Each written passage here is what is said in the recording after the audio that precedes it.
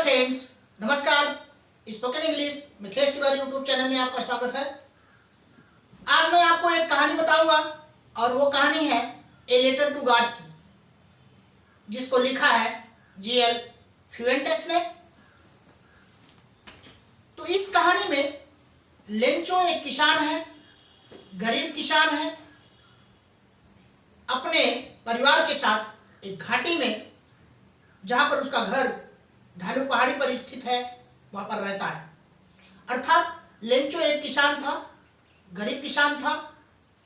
एक घाटी में ढालू पहाड़ी पर अपने घर में परिवार के साथ रहता था।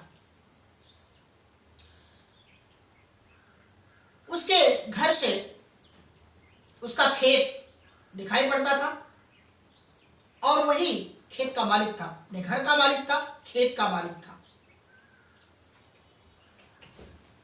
फसलों को पानी की आवश्यकता थी। वो बहुत खुश था क्योंकि बादल उमड़े हुए थे और बरसात होने वाली थी।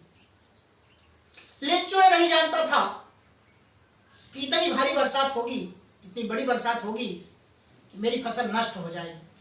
हुआ क्या कि तेज हवाएं चलने लगी, बरसात उसी के साथ होने लगी और बरसात के साथ ही ओले पड़ने लगे। वर्षा और वर्षा के साथ ओले पड़ने लगे, बड़े बड़े ओले पड़ने लगे और उसकी फसल सारी बर्बाद हो गई।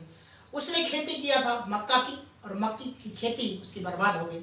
वो दुखी हो गया और दुखी होने के बाद उसने पत्र लिखा भगवान को, क्योंकि भगवान में उसका पूर्ण विश्वास था। इसलिए सब रिसोर्स की मुझे आवश्यकता है, आप भेज दीजिए। और ये पत्र में उसने लिखा, पहले पत्र में लिखा।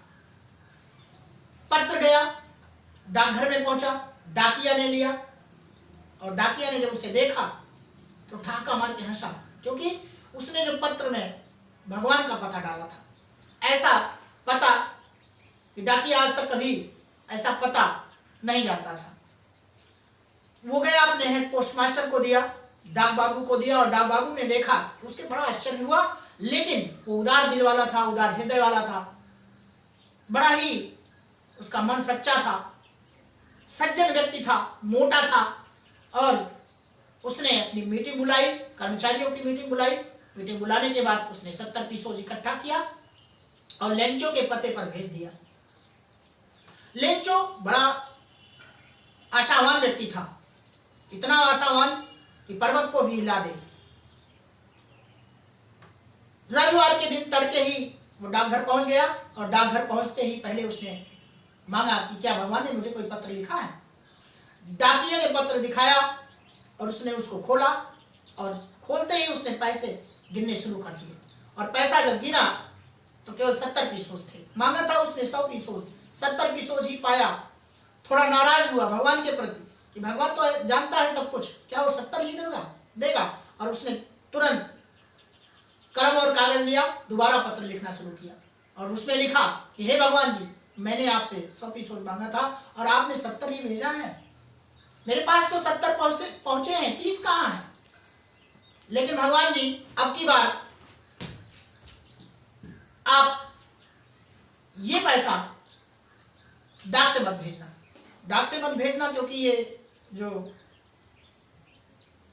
डाक के कर्मचारी हैं वो धोखेबाजों के समूह हैं, बेईमानों के पुण्य हैं, बेईमानी करते हैं। और इसी पर कहानी ये समाप्त हो जाती है। मिलता हूं कुछ नया लेकर के अगले वीडियो में।